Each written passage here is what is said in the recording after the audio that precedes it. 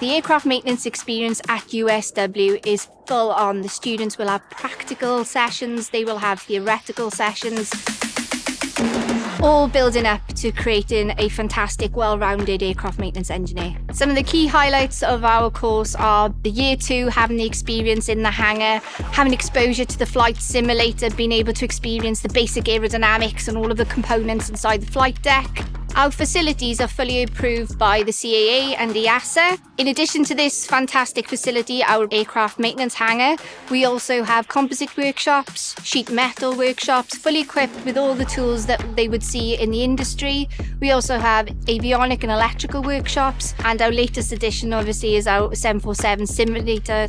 Our graduates go into a very diverse range of careers, whether that be technical services, planning jobs, and obviously the main aim of this course is to prepare our students to become aircraft maintenance engineers, and that is global. The CAA and EASA license can be used globally. It is recognised globally, giving our students an opportunity to travel if they so wish when they leave here.